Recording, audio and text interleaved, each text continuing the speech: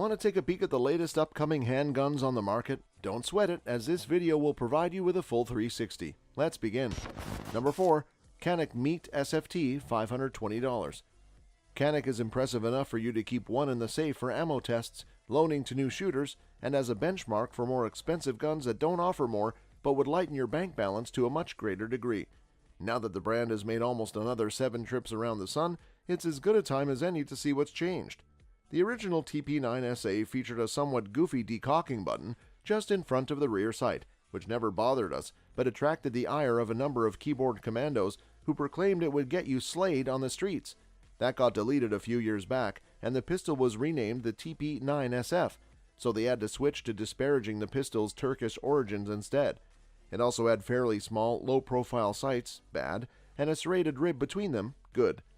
But both of these have gone away, and the new Canik Meat model pistols have big, bold 3-dot irons for those who need help remembering how to line up their front and rear sights. For anyone who's able to tie their laces unassisted, the rear sight can be taken out of its dovetail and flipped 180 degrees, resulting in an undercut and serrated flat black sight picture. Hanging with the cool kids is now easier thanks to an optics cut that'll accept both the RMRCC and shield footprints, and the front sight is tall enough to co-witness with either MRDS.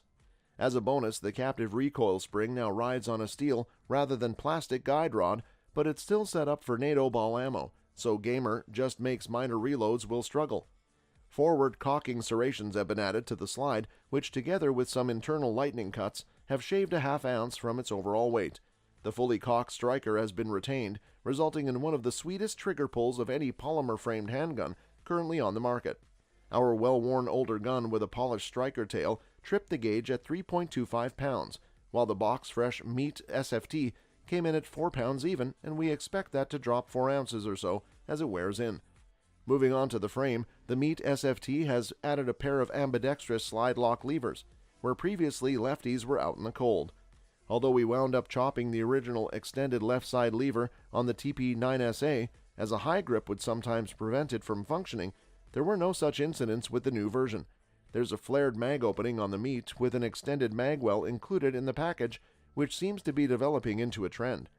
Backstraps are replaceable on both the old and new guns, and the 2 spares provided can be swapped out by driving a single pin with the punch that ships along with a holster, spare mag, cleaning rods, and cutesy toolkit. While there's some changes in the frame's geometry in certain areas, undercut trigger guard, better texturing on the front strap, we estimate about 80% remains identical to its predecessor. The old gun's slide will fit on the Meat's frame, while the reverse isn't true. Major parts such as its 4.5-inch hammer-forged barrel, mech-gar mag, and the recoil spring assemblies will interchange without issue. All in all, good bang for the buck. Number 3. Canik SFX Rival, $575. While the Canik Meat SFT is a duty-sized package, the SFX Rival is a long slide competition model that steps up its game even further. Although the job of styling the pistol looks like it was given to a 12-year-old boy, let's do lightning cuts everywhere, beneath the material removal and bling lies a very competent race gun for carry optics or production divisions. Whereas the duty guns sport excellent triggers for striker-fired systems, the SFX is the first out-of-the-box polymer handgun we've shot that's comparable to a 1911. It really is that good. Although it comes close, even the ill-fated Hudson H9 comes up short when comparing them side by side, and the nearest striker-fired bang switch in terms of quality is the Timney Alpha competition trigger in a G34. Physically, the SFX trigger comprises the usual components, but in this case, the small safety lever everyone's gotten used to since 1982 extends to almost the entire width of the face. This really begs the question of why haven't we been doing it this way all along? There's no chance of it standing uncomfortably above the trigger's surface, as it is the surface, making for a better overall feel. Like its less expensive brethren, there are a couple of sighting options. The installed iron sights are elevation and windage adjustable, with a wide rear sight notch and narrower fiber optic front, leaving plenty of daylight light around it for both rapid acquisition and reasonable precision. Our sample SFX shipped with a house brand Chinese red dot, so in the name of science, we popped off the rear sight mounting plate, bolted up the MRDS adapter, and screwed the aluminum-bodied red dot to it. For comparison purposes, we added a wide-body shield RMS to the SFT and hit the range. After firing a few rounds to reacquaint the synapses with the original TP9SA, there really wasn't much we could do with or to that pistol that the previous 6,500 shots hadn't already told us. In comparison, the SFX and SFT seemed altogether familiar, and that's a good thing. Any improvements were evolutionary rather than revolutionary, and while grip feel and recoil impulse are extremely subjective and personal things, the new grip geometry seems to suit our hands a bit better than before. Sights are hands down better than before. With so many excellent choices available to the consumer these days, the question of whether Canik handguns retain their status as top of the heap in the value-priced category is valid. As of writing, the TP9SA is available for a street price of around $375, just $25 more than when Caniks first came to market, which is remarkable given the intervening years of panic buys, supply chain arse-ache, and Brandon-esque inflation. The equivalent meat model will cost you $100 more, and only you can decide as to whether the improved feature set is worth the upcharge. The SFX is a whole nother ball of wax, and if you're looking for a dedicated range tool, there isn't anything out there right now that matches it in terms of price-to-performance ratio. The past half-decade has shown us that Canik can hang with the best of them, and were we to find ourselves in a sticky situation armed with one, we'd feel confident in our equipment. Number 2, Girsan MC P35, $550. In 2018, we saw the end of an era for Fabrique National. The FN P35, usually referred to as the Browning High Power, was discontinued. The pistol had been in continuous production since 1935. While sales had been slow and the MSRP had climbed to over $1,000, some bemoaned the passing of this iconic firearm. However, there is a bright horizon with the introduction of the Girsan MC P35. After production came to a halt, used examples of the P35 began commanding high prices, as often occurs in this type of situation. One reason the original FN pistol was so successful at winning contracts over the Beretta 951, French M50, and even the CZ75 was that the pistol was affordable in the huge batches needed by military forces. When John Moses Browning began designing the P35 pistol, he deleted the Colt 1911 barrel bushing and swinging link as well as the grip safety. The high power was a fresh design, not a 1911 variant, as a result. Because of these differences, it stands to reason that a top-quality high-power 9mm should be more affordable than an equal-quality 1911, as machine time and costs are less. A pistol that should pique the attention of a high-power fan is the Girsan MCP35. The MCP35 pays tribute to the John Browning design that was finished by noted engineer Dieudonné Saive. The original P35 was a single-action lock-breeched handgun with a then-pioneering double-stack magazine.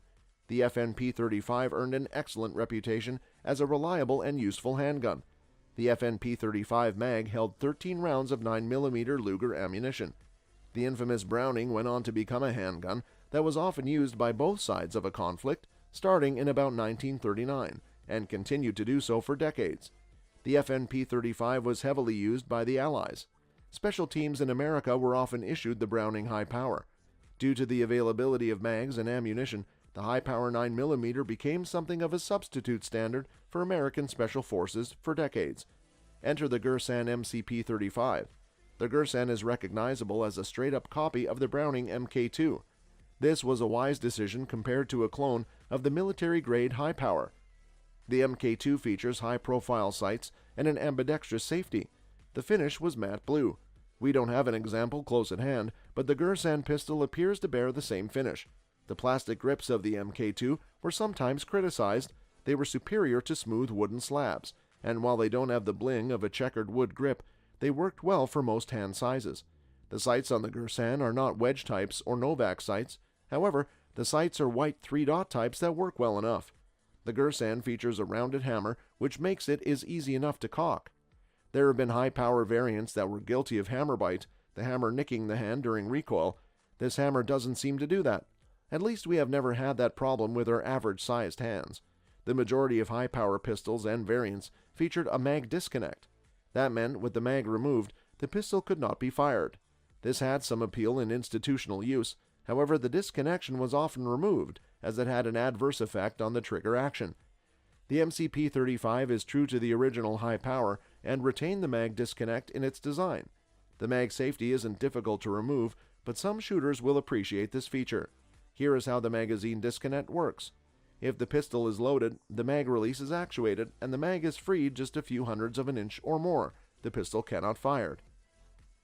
The mag that came standard with the Girsan MCP-35 appears to be a standard high-power design, but accepts 15 cartridges rather than the original 13. The trigger action is standard high-power fare. It was heavier than QW, like at 7 pounds. We have tested original high-power pistols, manufactured from 1940s to 60s, with trigger actions of around 8 pounds. The heaviest was 11 pounds. Late production pistols run 5 to 6 pounds. The upside is that this action is tight and crisp. Take up the trigger and you'll meet compression before the trigger breaks cleanly. For a heavy trigger, it was smooth. Reset was rapid. This is a good trigger for close-range combat drills. The pistol was supplied with a single mag. As previously noted, the mag holds 15 rounds, an improvement over the original design's 13-round capacity. The mag well was generous, and the double-column mag was tapered. Speed loads were easy enough. A high point of the pistol is the ambidextrous safety was well designed and obvious with a crisp indent. Firing the pistol was accomplished with a variety of loads. We did not wish to confuse the issue with hand loads and burner-grade loads, but on the other hand, 9mm ammunition isn't exactly cheap and plentiful at this time. We had a number of hand loads using the Oregon Trail 125-grain RNL bullet and enough tight group powder for 1050 FPS. We also had a mix of steel-case Tula 9mm, a box of WPA 9mm, and some Sierra 124-grain JHP. We loaded the 15-round Mekgar mag, an original Browning, and two 13-round Mekgar mag. We began the rest firing portion of the range test at man-sized targets at 7 and 10 yards. The pistol came on target quickly and handled like a dream. The fly in the ointment was the heavy trigger. The pistol never failed to feed, chamber, fire, or eject. The original high power is famed for handling off-spec 9mm cartridges, and the Girsan seems to be no exception. Number 1. Mossberg MC2C Optics Ready, $600. Mossberg continues its big year at NASGW, furthering the MC pistol line by offering its hit Compact, now with an optics cut. As only the second pistol family in Mossberg's history, the company certainly held out and made it great. A whopping 16+1 capacity feels like a tight squeeze in this slimline CCW-themed handgun, yet at the same time, it fills the hand for an utterly seamless purchase. New for this year, the MC2C Optics Ready now comes ready to accept optics featuring the Shield RMS footprint without using any adapter plates. This leaves it with a dot height that isn't too far above the iron sights, making for an effortless transition if you are new to running an optic. Optional features include a crossbolt safety and tritium night sights. That's all for this video, folks. We'll see you another time.